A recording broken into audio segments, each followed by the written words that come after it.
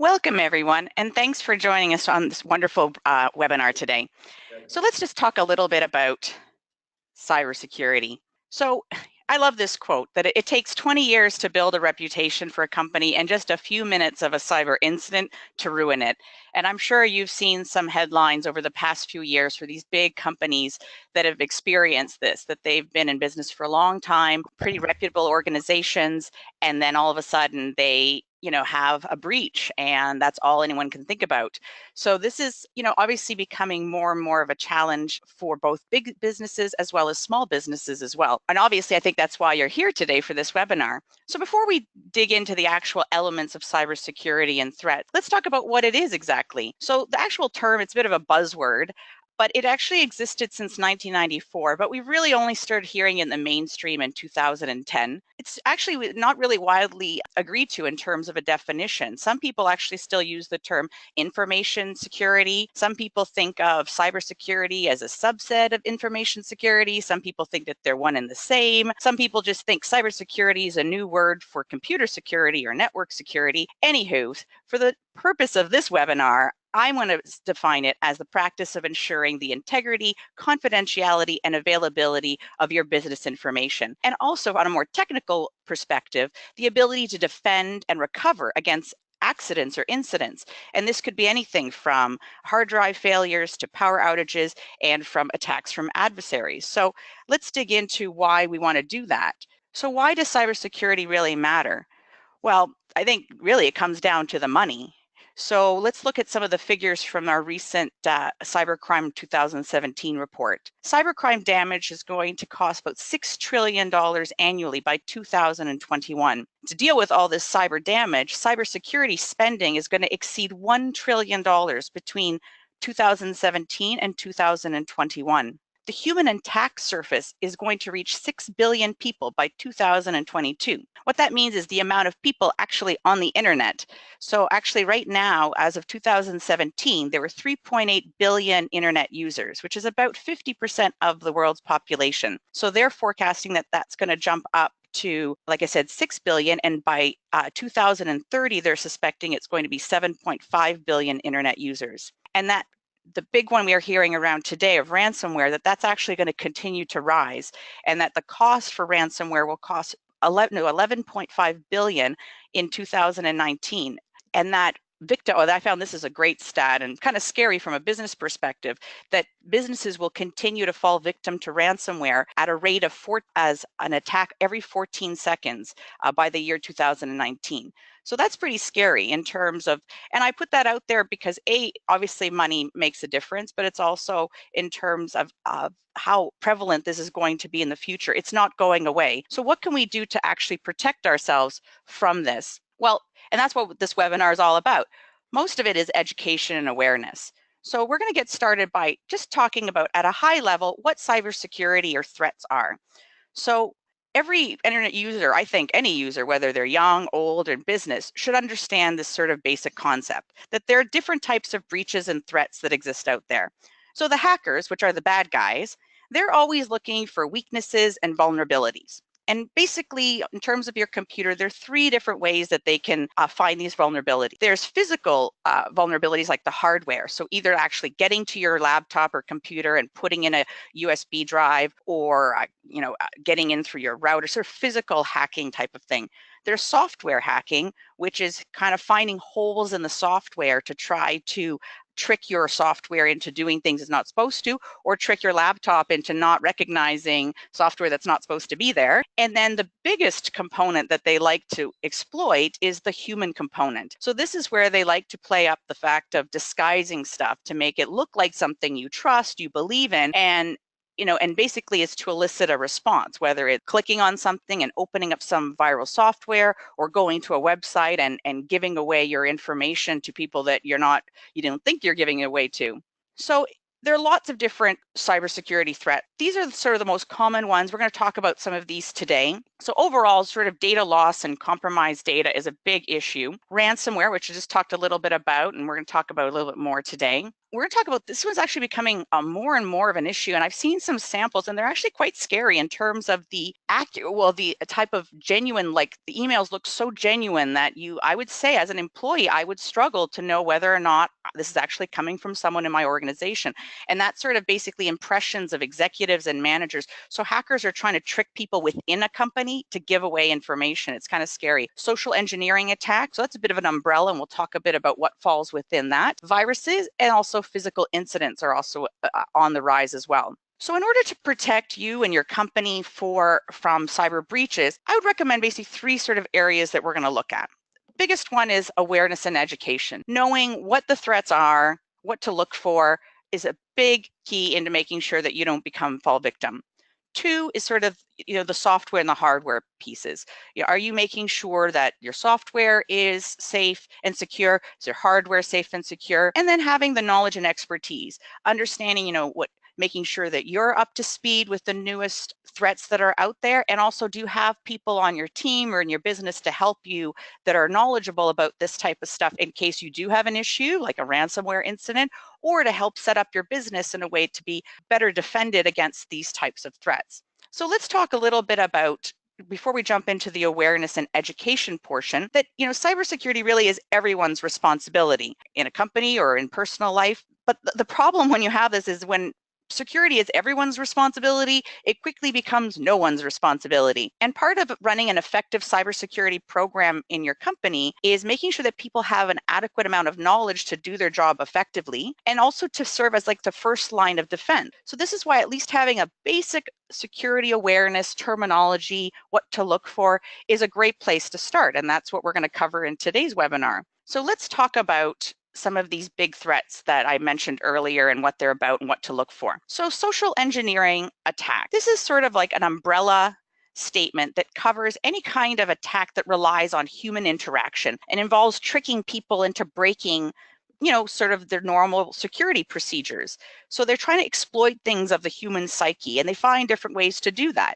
So part of what falls under this umbrella are things like phishing, spoofing, pretexting, baiting.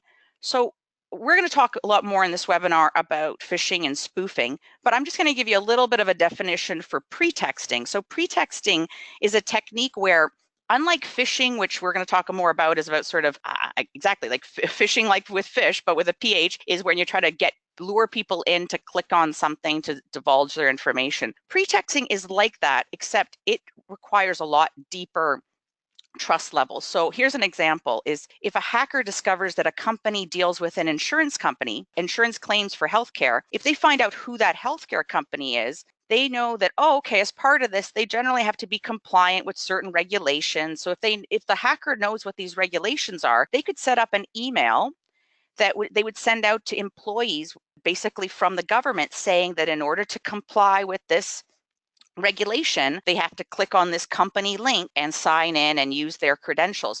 So that requires a lot, from a hacker's perspective, a lot more work. They have to kind of go in and find out about the company, about the employees, about the email structure. But again, it takes them a little bit longer, but the stakes are also much higher. So that's a little bit about pretexting. We're not going to go so much into that. And baiting is also very similar to phishing. What's distinguishing about it is it usually has like a big, exactly, bait, something, a big carrot to really lure people in. So either free music, a free movie download, and basically to get this free item, you have to surrender your login credentials. So that's sort of a high level, but let's jump into phishing and spoofing, because those are sort of the most common ones that you're going to see on a daily basis. So spoofing and phishing actually works usually together. Spoofing is the act of basically creating a pretend website or email that looks like it came from a legitimate source. So you'll see here as an example up on the screen is this one. It looks like Facebook, but when you look actually at the URL, you'll see this is not Facebook's URL. So this is and people do this with emails, websites, that kind of thing. And so this is a way to sort of get your trust so that they can steal your information.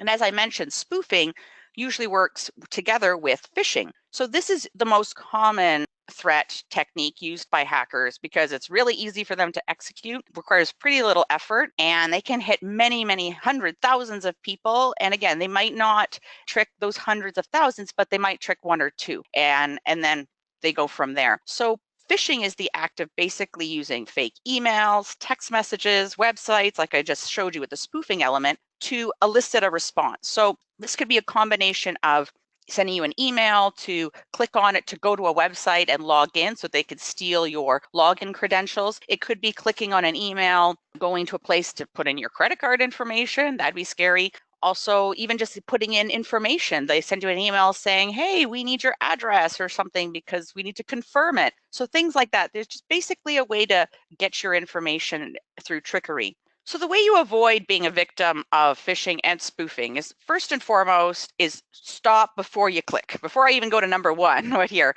my biggest thing is just be aware that it exists. And before you click anything, stop and let's take a look at it. And first of it is learning to identify, like, and that's part of why I'm saying stop, because I know we are bombarded with emails. We're getting hundreds of emails a day, and it's really easy to sit there and scan, and swipe and delete, or click really quickly because we're going through them such a quick rate.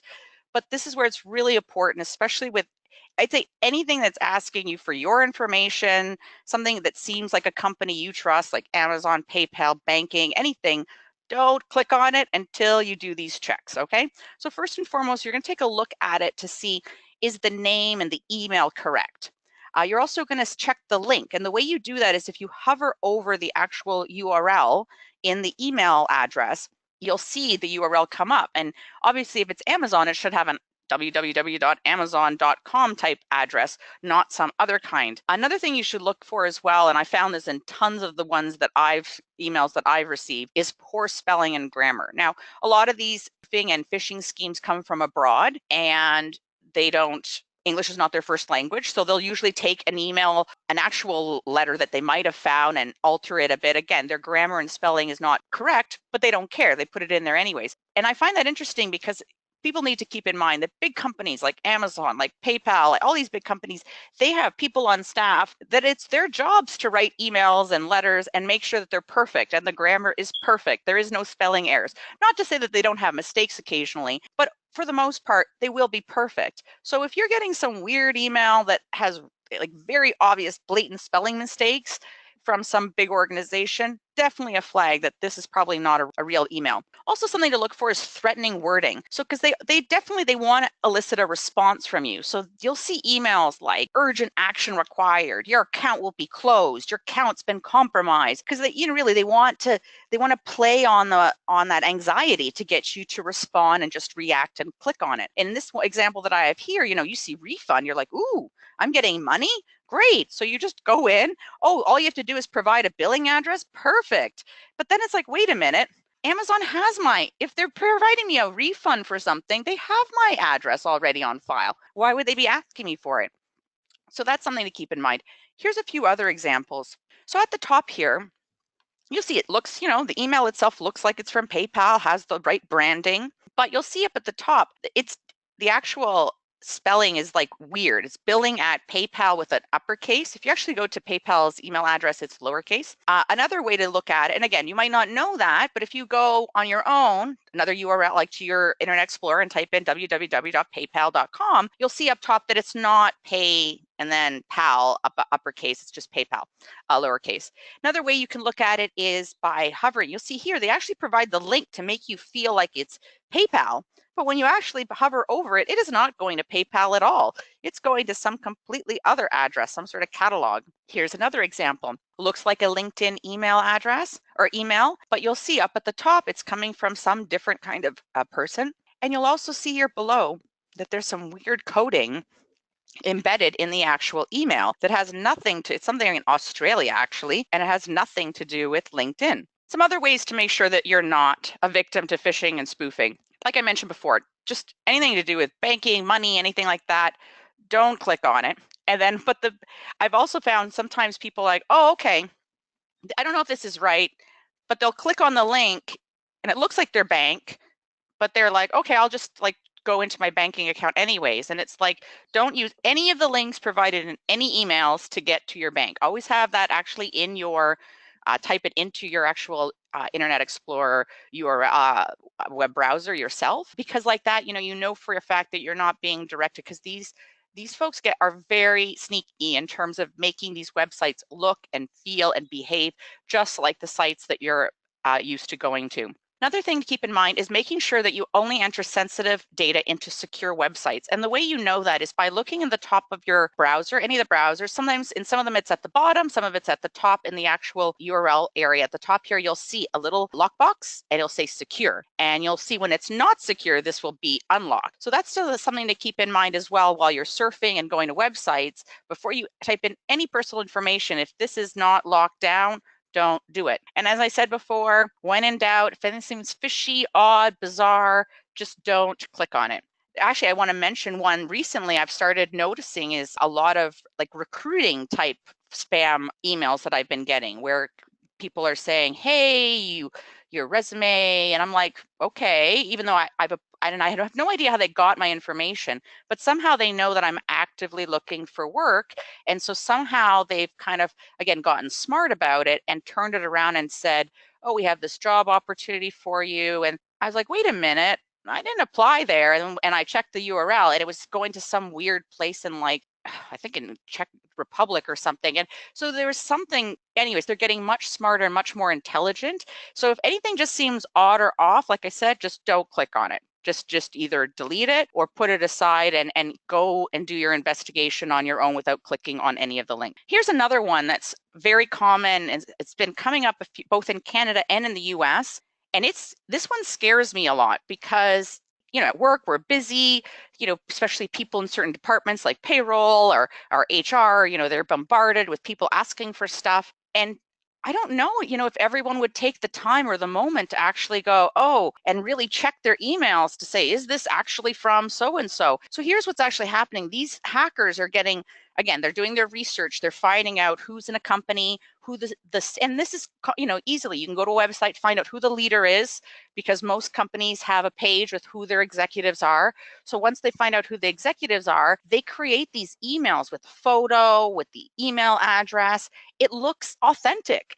And basically, they send it internally within a company saying, hey, give me this report with this data, either, you know, tax statements of an employee or tax statements for all the employees, things like that. And it's scary stuff because, you know, a HR person, if it's coming from the CEO, would they really balk at it? No, they'd probably be like, okay. And then they would send it along. So this is something, and it's definitely coming along around tax season because again, the hackers know that these conversations, these emails are happening. So it wouldn't be odd per se to get this type of request.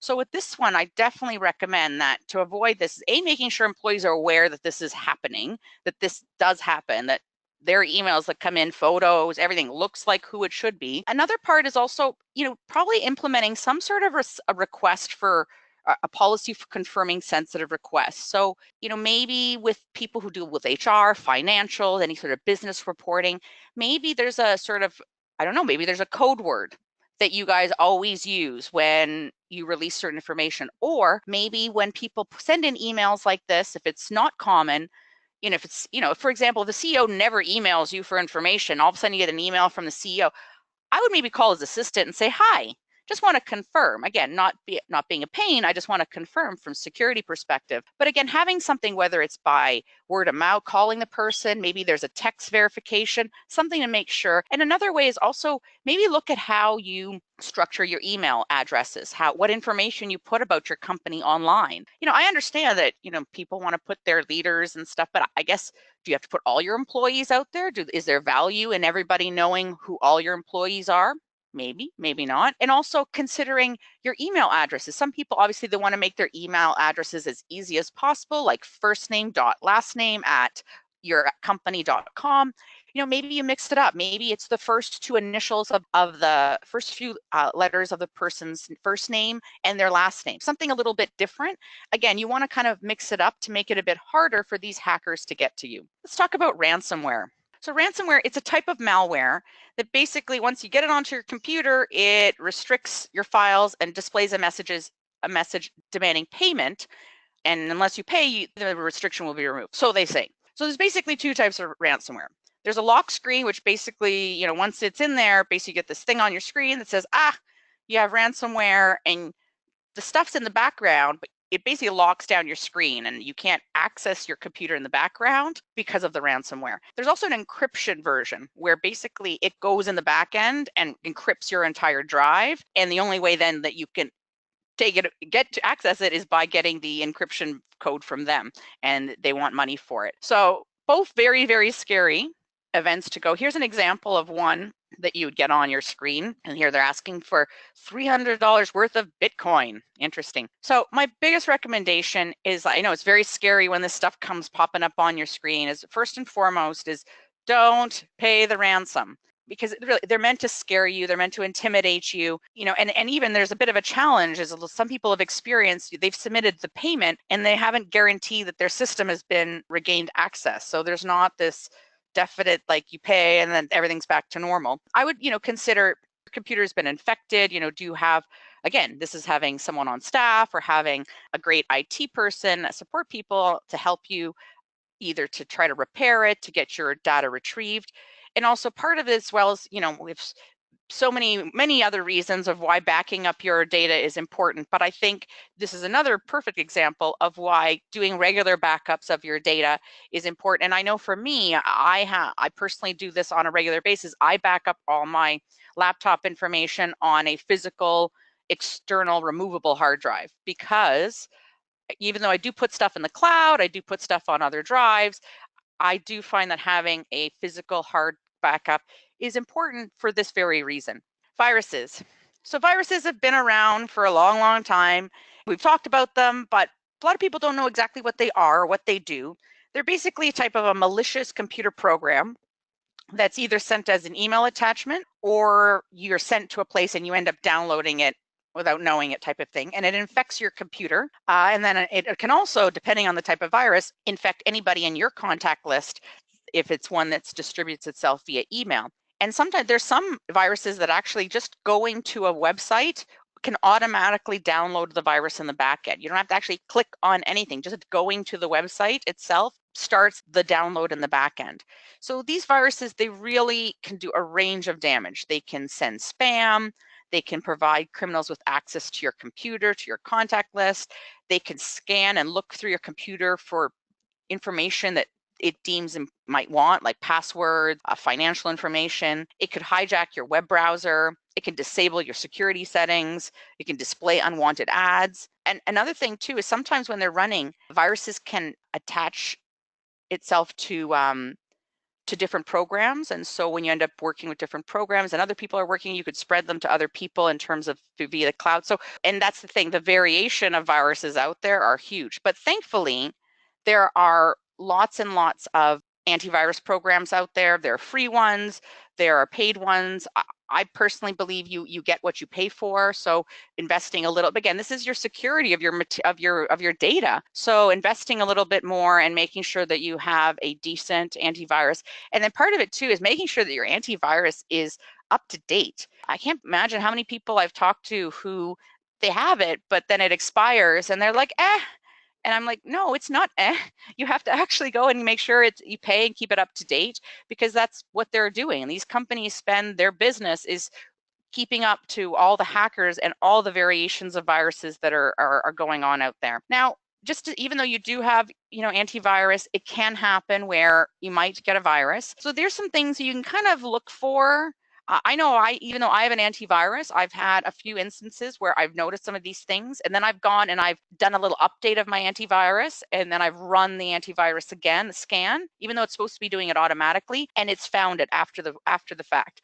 So here's some things to sort of look for. Like if you notice your computer's taking longer to start up, or it doesn't start up at all, that's a bit of an issue. If you start clicking on certain programs and it takes longer to launch, files and data like moving or disappearing from certain places, finding that there's certain and this is what I found, is I had a certain program that just kept it was fine, and then all of a sudden it just started crashing all the time. Oh, this is also, I've experienced this, where your home page is set to a different browser. So you've set it to Google, or you've set it to whatever you wanted your home page to be, and all of a sudden you come back to your web browser and it's somewhere else, and you're like, wait a minute, That's definitely a sign that something's been tampered. Also noticing that you're just either web pages are slow to load, possibly if your your display looks fuzzy, or just not, maybe it's a little bigger, the fonts are bigger or really small, could be an issue. Or also noticing that there might be programs, like I had one incident where I had a program that kept, and I couldn't turn it off.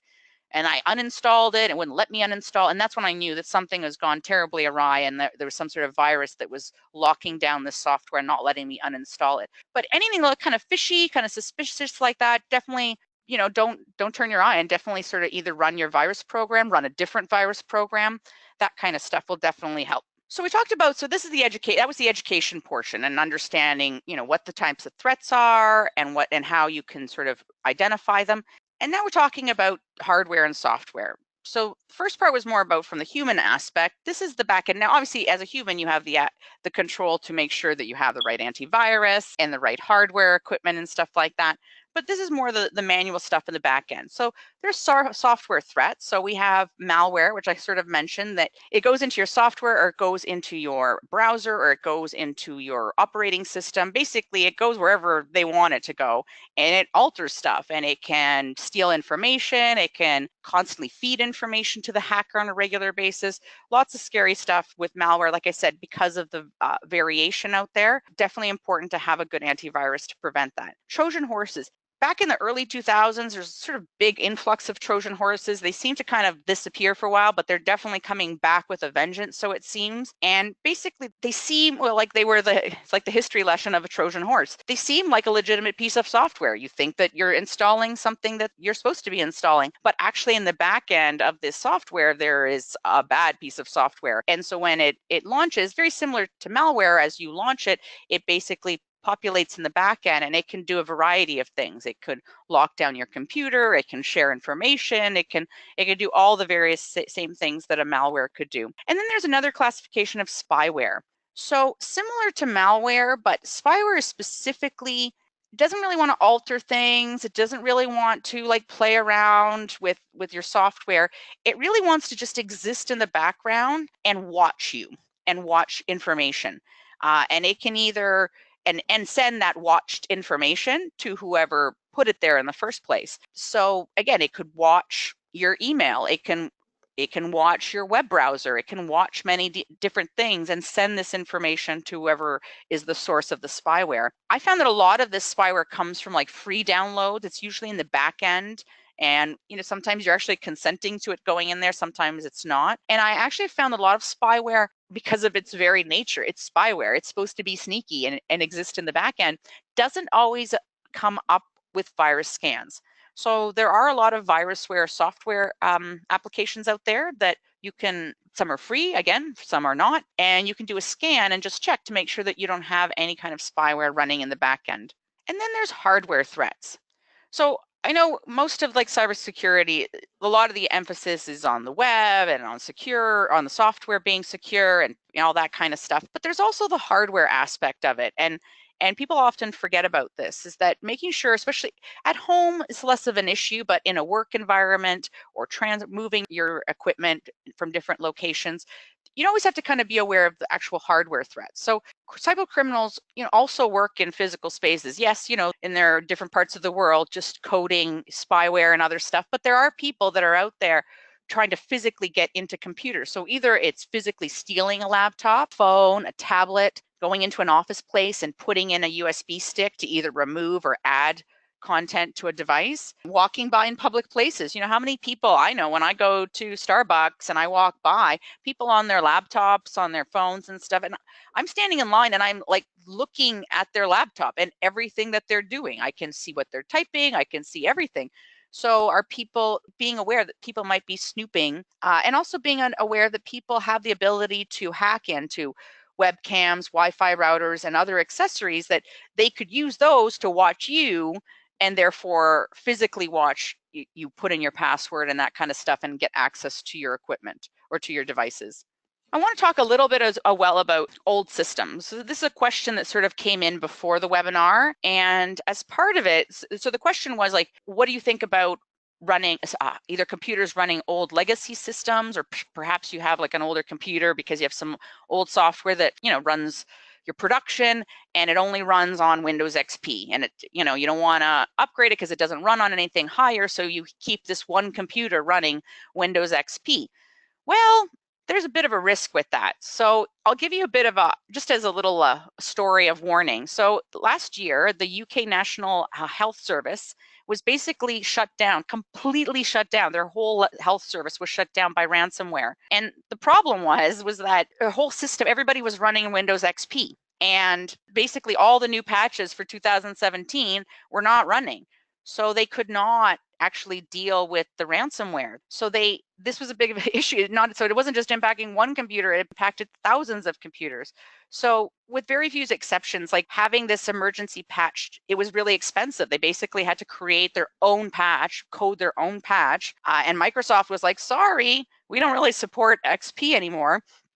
So basically the moral of the story after hearing about the UK National Health Service was that having a computer that runs XP or any old software is basically like having a castle with like no moat, no walls, no guns, no arrows. You're basically like, just open the door and let everybody in. Because unfortunately, the way things are nowadays with the way patches and systems are, they're just not supported, and you're basically and that's the issue too, is you can have this computer running, but if it's connected to your network, you potentially could infect your entire network through this one particular weak point.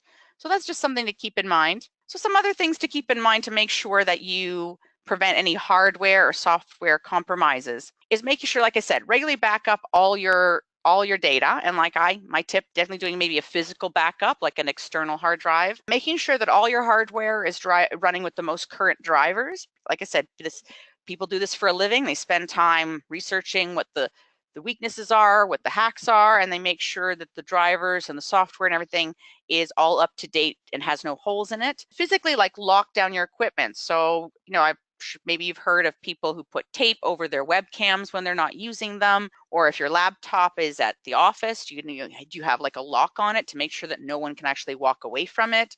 Are you in the front office or in the receptionist area? Do you leave your phone out? Do you leave a tablet out? Could someone walk in? Also think about having your screen locked down after a minimum time of activity. I know it's a pain. I know for me, I have it set to a minute of inactivity, and you turn around for a minute and it locks down. You're like, I got to type in my password again. But you know what? It really only takes a criminal a minute to get access something in your computer if you stepped away. So taking that extra step of just typing in your password, not a big deal if it's going to protect your information. Obvious one, ensuring your antivirus is active and up to date. Like I mentioned, running a spyware program is also helpful. Working with IT to make sure that employees don't install stuff on their devices. So I've actually worked at some organizations where if a device was provided to me, either a laptop or a phone or tablet, it's actually locked down, that no other software other than what they provide me can be installed on the device. And I think that's a great way, again, to just prevent potential of unwanted things being loaded on these devices. And then we didn't really talk too much about it, but there's a whole level of passwords and making sure that your employees use complex passwords. Because a lot of the stuff we talked to today was just giving your password out, but there's a whole other conversation that to be had about security in terms of making sure that people can't guess your password. Like I think every year they do a sort of study about people commonly use passwords, and 1, 2, 3, 4, 5, 6, 7 like continues. I think now most passwords require 8 digits. So the fact that people continue to use 1, 2, 3, 4, 5, 6, 7, 8 as a password is amazing to me. So again, having that conversation with employees, or actually setting up requirements when they set up their passwords, that there are digits, that there are uppercase, lowercase, and a mixture of symbols, sort of forces them to make their passwords a little bit more complex. And finally, let's talk a little bit about knowledge and expertise. So keeping yourself up to date on what's going on in the cybersecurity world is a good way to start, because again, there's always new sort of hacks and areas of concern sort of happening. So, you could put yourself on one of these feeds just to get a regular update, weekly update. There's some common ones that I put here: Hackers News. Another one, recommend dark reading, securityintelligence.com, and KrebsonSecurity.com. It's a fellow smart guy, but he's also always talking about sort of different security threats. subscribe to one of those and just sort of keep up to speed with what's going on in the cybersecurity world. And also consider leveraging like some expertise from a company. So I don't know within your organization whether you have anyone who's an expert in cybersecurity, but consider going to a company and asking them to evaluate your current security measures. And they could, a lot of them will go through what you currently do, both your software, your hardware, even your human aspect, your procedures, and they can talk to you about recommendations on how to make your business more and data more secure. And they can also help you with ongoing maintenance of all of this, your antivirus and all these different devices and stuff to make sure that everything is safe and secure. Great. Well, I really hope that you guys found this webinar helpful, and I hope you'll join us for our next one.